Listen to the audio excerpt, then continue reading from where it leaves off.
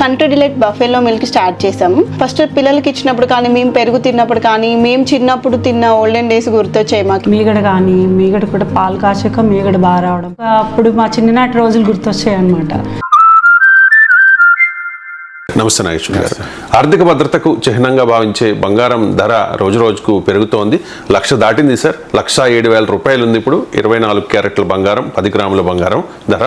So 1,00,000 దాటినా అంతకంతకు పెరుగుతూనే ఉంది. ఎంతవరకు వెళ్తుందో కూడా ఎవరు అంచనా వేయలేకపోతూ ఉన్నారు. సో బంగారం ధర ఇంత అలా పెరగడానికి గల కారణం ఏంటి సార్? అంటే సాధారణ కారణాలు, ఇప్పుడున్న ప్రత్యేక కారణాలు రెండు చెప్పుకోవాలి. సాధారణ కారణాలు ఏంటి అంటే, ఎప్పుడైనా ప్రపంచంలో జియో ఎకనామిక్ అన్సర్టనిటీస్ అంటారు. అంటే ప్రపంచంలో ఆర్థిక, రాజకీయ, మిలిటరీ సంక్షోభాలు ఉన్న సమయంలో బంగారం అనేది ఒక సురక్షితమైన పెట్టుబడిగా ప్రజలు భావిస్తారు, ప్రభుత్వాలు భావిస్తాయి, కంపెనీలు భావిస్తాయి, ప్రపంచమంతా భావిస్తుంది. దాన్నే సేఫ్ హ్యావెన్ అంటారు. అంటే ఇప్పుడు ట్రంప్ సృష్టిస్తున్న ఆర్థిక అనిశ్చిత పరిస్థితి, ఎకనామిక్ అన్సర్టనిటీ, ప్రపంచంలో ఉన్నటువంటి జియో పొలిటికల్ అన్సర్టనిటీస్ ఇంకా పరిష్కారం కాకపోవడం, అది రష్యా ఉక్రెయిన్ వార్ కావచ్చు, మిడిల్ ఈస్ట్ కావచ్చు. సో అన్నిటికన్నా ముఖ్యంగా ట్రంప్ టారిఫ్ల బీభత్సము, ఈ ఆర్థిక పరిస్థితి కూడా అస్థిరంగా ఉండడం, unstable economic situation, uncertain global economic situation సహజంగానే బంగారం పట్ల ఆసక్తిని పెంచుతుంది. ఎందుకంటే దట్స్ ఏ సేఫ్ హ్యావెన్, సురక్షిత పెట్టుబడిగా భావిస్తారు. కానీ ఇప్పుడు ప్రత్యేకంగా ఈ స్థాయిలో పెరగడానికి అంతర్జాతీయ గోల్డ్ మార్కెట్లో $3,500కి చేరింది ఒక ఔన్స్ గోల్డ్. అంటే భారతదేశంలో గోల్డ్ ప్రైసెస్ ఎప్పుడు కూడా ఇంటర్నేషనల్ ప్రైసెస్కి లింక్ అయి ఉంటాయి, డాలర్ ప్రైస్కి లింక్ అయి ఉంటుంది. ఇంకా డాలర్ కనుక బలపడితే ఇంకా ఎక్కువ కూడా అవుతుంది. సో డాలర్ వీక్ అవుతుంది కనుక అమెరికా నిలబడ్డది. ఎందువల్ల ఇంటర్నేషనల్ ప్రైసెస్కి ఎందుకు లింక్ అయి ఉంటుందంటే, భారతదేశంలో గోల్డ్ ప్రొడక్షన్ ఏమీ ప్రత్యేకంగా లేదు కనుక. సో అందువల్ల గోల్డ్ మార్కెట్లో ఎందుకు ఈ పరిస్థితి మరి ఇంటర్నేషనల్గా ఏర్పడుతుంది అంటే, ఇప్పుడు ఉన్న ప్రత్యేక పరిస్థితులు రెండు. ఒకటి, ప్రపంచవ్యాప్తంగా అమెరికన్ బాండ్ మార్కెట్లో ఇన్వెస్ట్ చేస్తూ ఉంటారు. అమెరికన్ ట్రెజరీ బిల్స్ అంటారు వాటిని. అంటే అమెరికా ప్రభుత్వము తనకు డబ్బులు కావాల్సినప్పుడు ఈ బాండ్లను విడుదల చేస్తాయి. ఆ బాండ్లను పెద్ద పెద్ద సంస్థల, కార్పొరేట్ కంపెనీల నుంచి మొదలుకొని సెంట్రల్ బ్యాంక్స్, వివిధ దేశాల, మన రిజర్వ్ బ్యాంక్ ఆఫ్ ఇండియా లాంటి సెంట్రల్ బ్యాంక్స్ కూడా ఈ అమెరికన్ బాండ్లలో ఇన్వెస్ట్ చేస్తుంటాయి. ఇప్పుడు పెద్ద ఎత్తున చైనా ఇన్వెస్ట్మెంట్ కూడా అమెరికన్ ప్రభుత్వ బాండ్లలో ఉన్నాయి. ఇలా ప్రపంచమంతా కూడా అమెరికన్ ప్రభుత్వ బాండ్లలో ఇన్వెస్ట్ చేస్తాయి. ఎందుకంటే ఆ అమెరికా పైన ఉన్న నమ్మకము, విశ్వాసము, డాలర్ పైన ఉన్న కాన్ఫిడెన్స్ వల్ల. కానీ ప్రపంచంలో డాలర్ పైన కాన్ఫిడెన్స్ తగ్గిపోతుంది. ఇప్పుడు మన రూపాయల్లో బాండ్లు రిలీజ్ చేస్తే ఆ రూపీస్లో ఉన్న బాండ్లు ఇన్వెస్ట్ చేస్తానికి ప్రపంచ దేశాలు అనుమానపడచ్చు. ఎందుకంటే ఈ రూపాయి విలువ నిలబడుతుందో లేదో, ఒకవేళ నేను ఈ బాండ్లలో, రూపాయి బాండ్లలో ఇన్వెస్ట్ చేస్తే లాస్ అవుతానేమో అని. కానీ డాలర్ డినామినేటెడ్ అసెట్స్ అంటే డాలర్ రూపంలో ఉండే ఆస్తులపైన, ద్రవ్య ఆస్తులు, ఫైనాన్షియల్ అసెట్స్ పైన ఆ నమ్మకం ఉంటుంది. బికాజ్ డాలర్ పైన, డాలర్ను వెనకాల ఉన్న అమెరికా పైన కాన్ఫిడెన్స్ రీత్యా. కానీ ఇప్పుడు ఏం జరుగుతుంది, ప్రపంచంలో ట్రంప్ అనుసరిస్తున్నటువంటి విధానాల వల్ల డాలర్ పైన కాన్ఫిడెన్స్ అలా పడిపోతుంది. డాలర్ పైన కాన్ఫిడెన్స్ పడిపోవడం వల్ల డీడాలరైజేషన్ ట్రెండ్ పెరుగుతుంది. అంటే డాలర్ సుప్రిమసీని నిలబెడతానని ట్రంప్ మాట్లాడుతున్నాడు. మేక్ అమెరికా గ్రేట్ అగైన్ అంటున్నాడు, మేక్ అమెరికా ఫస్ట్ అంటున్నాడు. కానీ ఆయన అనుసరిస్తున్న విధానాల వల్ల డాలర్ ప్రైస్ పడిపోతుంది. దాదాపు ఈ ఇయర్ ఒక 10% దాకా పడి ఉంటుంది డాలర్ ప్రైస్. అందువల్ల రూపీతో పోలిస్తే డాలర్ పెరగడం వేరు. ఇప్పుడు రూపీతో పోలిస్తే మన రూపాయి 88, డాలర్కి 88కి చేరింది.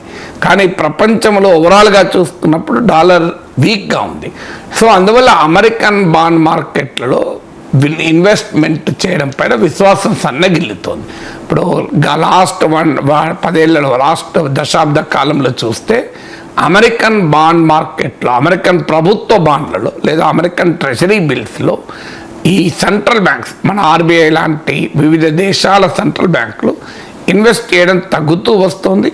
ట్రంప్ వచ్చాక ట్రంప్ విధానాల నేపథ్యంలో అది మరింతగా తగ్గింది.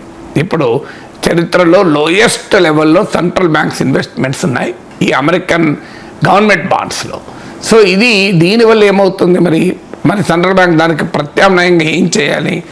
డాలర్ల రూపంలో ఉండే అమెరికన్ ప్రభుత్వ బాండ్లలో ఇన్వెస్ట్ చేయనప్పుడు ప్రత్యామ్నాయంగా ఇన్వెస్ట్ చేయాలి. ఆ ప్రత్యామ్నాయంగా గోల్డ్ పైన ఇన్వెస్ట్ చేస్తున్నాయి.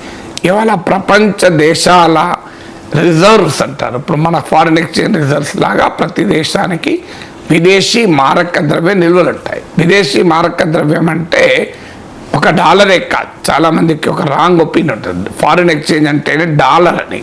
అంతర్జాతీయ మార్కెట్లో క్రయ విక్రయాలు జరుపుకోవటానికి ఉపయోగపడే ఏదైనా ఫారిన్ ఎక్స్చేంజ్. అందువల్ల ఫారిన్ ఎక్స్చేంజ్ రిజర్వ్స్లో డాలర్లు ఉంటాయి, గోల్డ్ ఉంటుంది, యూరో ఉంటుంది, ఇలా ఇతర దేశాల కరెన్సీలు కూడా ఉండవచ్చు. సాధారణంగా డాలర్ల రూపంలోనే ఎక్కువగా ఉంటాయి, ఎందుకంటే డాలర్ ప్రపంచ ఫైనాన్షియల్ మార్కెట్ను, ప్రపంచ ట్రేడ్ను, ప్రపంచ కరెన్సీ మార్కెట్ను డామినేట్ చేస్తుంది కనుక. అయితే ఇటీవల కాలంలో డాలర్ రూపంలో రిజర్వ్స్ కన్నా వేగంగా గోల్డ్ రూపంలో రిజర్వ్స్ పెరుగుతున్నాయి. ఇవాళ ప్రపంచ సెంట్రల్ బ్యాంక్స్లో సెకండ్ మోస్ట్ రిజర్వ్ ఏంటంటే గోల్డ్. డాలర్ తర్వాత గోల్డే అత్యధికంగా ఉంది, యూరోని దాటిపోయింది. ఒకప్పుడు డాలర్ తర్వాత సెకండ్ పొజిషన్లో యూరో ఉండేది. ప్రపంచ సెంట్రల్ బ్యాంక్ అంటే మన ఆర్బీఐ లాగా. సో నిల్వ చేసుకునే దాంట్లో యూరో ఉండే సెకండ్, కానీ వాళ్ళ యూరోను దాటి గోల్డ్ సెకండ్ పొజిషన్కి వచ్చింది.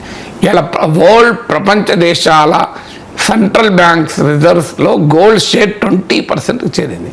ఇది హిస్టారికల్గా వెరీ హై లెవెల్. సో అందువల్ల ప్రపంచ దేశాల సెంట్రల్ బ్యాంకులు గోల్డ్ విపరీతంగా కొనడం వల్ల ఈ స్థాయి సిచ్యువేషన్ ఏర్పడింది. కొనడానికి కారణం ఇంతకుముందు చెప్పినట్లు డాలర్లో విశ్వాసం తగ్గడం, అమెరికన్ బాండ్ మార్కెట్ ప్రభుత్వ బాండ్లలో ఇన్వెస్ట్మెంట్ తగ్గిస్తూ ఉండడం వల్ల అవి ఆ పెట్టుబడులు కాస్త గోల్డ్కు డైవర్ట్ అయ్యి గోల్డ్ మీద ఇన్వెస్ట్మెంట్ పెరిగి గోల్డ్ ప్రైసెస్ బాగా పెరుగుతున్నాయి. 2023 బిగినింగ్ నుంచి ఇప్పటి వరకు చూస్తే రెట్టింపయ్యాయి. ఇక రెండవ ఫ్యాక్టర్ ఏంటంటే అమెరికాలో వడ్డీ రేట్లు. ఎప్పుడు కూడా అమెరికా వడ్డీ రేట్ల ఆధారంగా గోల్డ్ పైన ప్రైసెస్ ఇంపాక్ట్ పడుతుంది. ఎందుకంటే అమెరికాలో వడ్డీ రేట్లు ఎక్కువ ఉంటే ప్రపంచంలో ఉన్న సర్ప్లస్ అంతా డాలర్ల రూపంలో వెళ్ళిపోతాయి, డాలర్ డినామినేటెడ్ అసెట్స్లోకి వెళ్ళిపోతాయి. అది అమెరికన్ ప్రభుత్వ బాండ్లే కావచ్చు, ఇంకేదన్నా కావచ్చు. ఎందుకంటే అమెరికాలో వడ్డీ రేట్లు ఎక్కువ ఉంటే డాలర్ రూపంలో కనుక మనం దాచుకుంటే ఎక్కువ రిటర్న్ ఆన్ ఇన్వెస్ట్మెంట్ ROI వస్తుంది. కనుక వడ్డీ రేట్లు తగ్గించమని ట్రంప్ ప్రెషర్ చేస్తున్నాడు. American central bank federal reserve దాన్ని అంగీకరించడం లేదు. కానీ అమెరికా ప్రభుత్వ పొలిటికల్ ప్రెషర్ ఫెడ్ పైన విపరీతంగా పెరిగింది. ఇటీవల ఫెడ్ గవర్నర్లలో ఒకరైన లీజా కుక్ ట్రంప్ డిస్మిస్ చేస్తున్నట్లు ప్రకటించారు. ఆల్రెడీ ఆ ఫెడ్ చైర్ అయినటువంటి జెరోమ్ పవెల్ పైన ట్రంప్ బహిరంగంగానే విమర్శలు ఇస్తున్నాడు. సో అందువల్ల ఫెడ్ పైన ట్రంప్ జరుపుతున్న యుద్ధంలో ట్రంపే గెలిస్తే పొలిటికల్ ప్రెషర్ కనుక పెరిగితే ఫెడరల్ రిజర్వ్ వడ్డీ రేట్లను తగ్గించవచ్చు అని ఇప్పటి వరకు అంచనా మార్కెట్లో 90% ప్రాబబిలిటీ అంచనా ఏంటంటే ఫెడరల్ రిజర్వ్ అట్లీస్ట్ ఒక 0.25 పాయింట్స్ అయినా ఇంట్రెస్ట్ని తగ్గిస్తుంది అని. సో అమెరికాలో వడ్డీ రేట్లు తగ్గితే అమెరికాలో ధరలు పెరుగుతాయి. ఎందుకంటే అంటే మానిటరీ థియరీ ప్రకారం ఏంటంటే వడ్డీ రేట్లు తగ్గితే ఎకానమీలో మనీ ఫ్లో పెరుగుతుంది. ఎందుకంటే చీపర్ లోన్స్ అందుబాటులో ఉంటాయి కనుక ఇండస్ట్రీ నుంచి కన్జ్యూమర్ వరకు తక్కువ వడ్డీ రేట్లు ఉన్నప్పుడు అప్పులు తీసుకొని మార్కెట్లో ఇన్వెస్ట్ చేస్తుంటారు కనుక మార్కెట్లో మనీ ఫ్లో పెరుగుతుంది. మనీ ఫ్లో పెరిగితే వస్తువుల ధరలు ఆటోమేటిక్గా పెరుగుతాయి. ఎందుకంటే money liquidity, more money, liquidity అంటే క్యాష్ ఇన్ హ్యాండ్ అంటారు. టూ మచ్ మనీ ఉంటుంది. అప్పుడు ఇఫ్ టూ మచ్ మనీ చేస్ two little goods it is called inflation. అందువల్ల ఎప్పుడైనా వడ్డీ రేట్లు తగ్గించినప్పుడు ఎకానమీలో మనీ ఫ్లో పెరిగి ధరలు పెరిగేటువంటి అవకాశం ఉంటుంది. ధరలు పెరిగితే ఎప్పుడైనా గోల్డ్ పైన ఇంపార్టెన్స్ పెరుగుతుంది. ఎందుకంటే gold is considered as a safe haven't. Inflation నుంచి తట్టుకోవటానికి, పెరుగుతున్న ఇన్ఫ్లేషన్ భారాన్ని తగ్గించుకోవటానికి గోల్డ్ ఒక సాధనంగా భావిస్తారు. అందువల్ల ట్రంప్ ఫెడరల్ రిజర్వ్ పై జరుపుతున్న దాడి, ఫెడ్ స్వతంత్రతకు పైన వస్తున్న అనుమానాలు, ఇది కూడా రెండు రకాలుగా కూడా ఒకవైపు ఏమో ఇన్ఫ్లేషన్ పెంచి గోల్డ్కి డిమాండ్ పెంచుతుంది, మరోవైపు డాలర్ పైన కాన్ఫిడెన్స్ను తగ్గిస్తుంది. ఎందుకంటే అమెరికన్ సెంట్రల్ బ్యాంక్ అటానమీ లేకపోతే ప్రపంచ దేశాలకు ఆ డాలర్ పైన విశ్వాసం ఉండదు.